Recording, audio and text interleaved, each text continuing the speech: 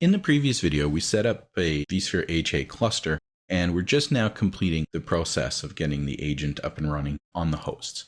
Now, you might have seen some details there referring to an election process. Basically, what we want is to have one of the nodes within the cluster handle the correct startup from the other nodes. So one of them will determine that it's in a good health state, and then other machines will have to communicate with it in order to join up and form the cluster.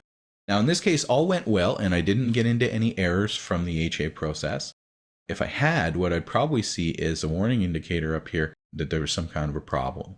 So right-click on that host, and you'll see there's an option, Reconfigure for vSphere HA. And we'll see the task will say something like, it failed, it wasn't able to do it, couldn't complete for whatever reason. Or if you see that for whatever reason it's not telling you that, but you're having problems with HA, we could go in and try and just reconfigure for vSphere HA. And we'll see that it turns HA off temporarily and then goes back and reconfigures the HA agent. Now, in addition to that, you may find that you even need to take a host all the way out of the cluster and then bring it back into the cluster in order to make the HA agent get completely reinstalled. I've had to do that several times on earlier versions of VMware. I haven't had to do it yet on vSphere 5.1. Now, we can see that we are getting a warning saying that in this case, the vSphere HA agent couldn't reach the isolation address, which is the default gateway by default. So if we go into the advanced properties of the HA cluster, we could specify other isolation addresses, and it might be a good idea for me to do that, but I'll take a look at that separately. Now, you'll also notice that it's giving us a warning saying that the number of heartbeat data stores is actually less than what's specified that it's supposed to have. But for the most part, that should be okay. The other option that we have is to temporarily turn off HA in the cluster. So if HA, again, for whatever reason, really continues to not function the way you expect it to, then it may be useful to turn off HA temporarily for the cluster and then re-enable it globally. But if we take a look in the summary page, we see we have a vSphere HA section now. I don't have admission control turned on, so whatever virtual machines I try to start up, it will start up. And we can see that I can currently tolerate the failure of one host, about what we would expect in a 2-node cluster, and I don't have any designated failover hosts. I am using host monitoring, I am using VM monitoring, but I'm not using application monitoring. If we click into this advanced runtime info, you'll see that we have some interesting information here actually. Something referred to as slot size, and then you'll see we have total slots in the cluster, the number of used, available, and failover slots. So if you are using resource reservations for your virtual machines and you also are using admission control in your HA cluster, then admission control is certainly not going to be able to, microscopically inspect the current state of the VMs or the hosts every time we try to start up a virtual machine. So what it does, it divides the resources in the cluster into this series of slots based on capacity. And that depends, we could end up with larger slots and so on, depending on how performant our system is, how much resource utilization our VMs do. But in this case, HA has determined that, a unit of CPU capacity is going to be 32 megahertz of one CPU and 27 megs of RAM. So it says I've got 88 slots in the cluster, I've got 7 currently used, I've got lots available, and I can accommodate a total of 44 slots in use based on my configured failover capacity of one host. So you can see effectively, we're leaving aside half of the resources within our cluster in order to ensure the same level of performance after a failover event.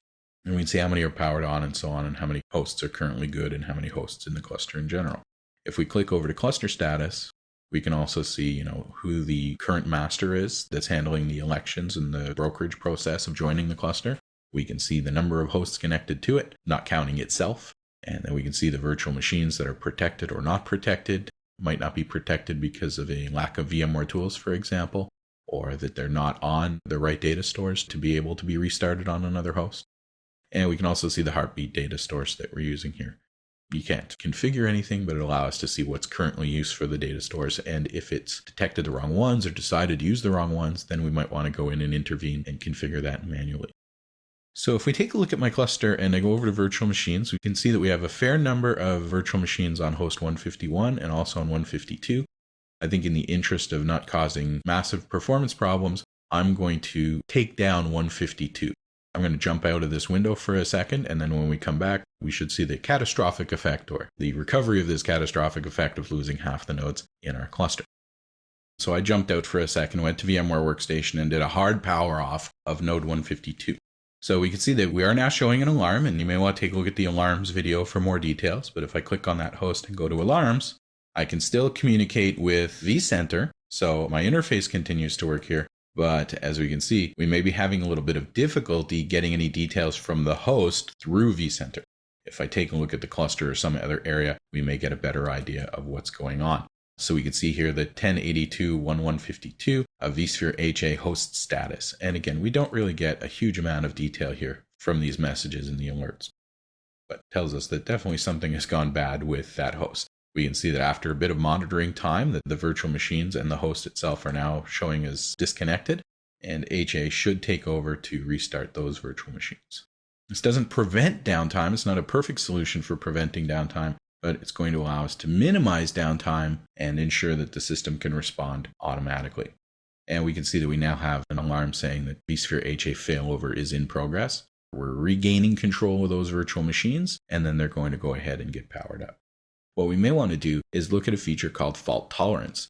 With fault tolerance, rather than running one virtual machine on one host and then simply bringing it back up on another host when the time comes, we can actually run the same virtual machine on two hosts simultaneously. Now, not in a way that they're going to interfere with each other, but literally the same virtual machine, the same execution of the virtual machine on two hosts simultaneously in lockstep mode effectively. So we can see that our virtual machines have gone ahead and been started up. The system is back up and running in a probably very unbalanced state. I don't think DRS is going to be very happy with what's happening now, but of course it doesn't have very many options for how to deal with it. And we can see that we have some things going on in the summary tab. We can see that a failover did occur. We can also see that it's not able to find a master HA agent. Well, there's only the one node anyway. So that gives a bit of detail as to how HA works. Reasonably simple. However, it's very important that you consider what it really means to be healthy in your environment. And looking at the advanced settings of HA and providing different isolation addresses, for example, my hosts are isolated. They couldn't talk to their domain controller. They're not necessarily going to make the right decisions on network visibility or on data store visibility if we don't go in and set data store preferences and so on.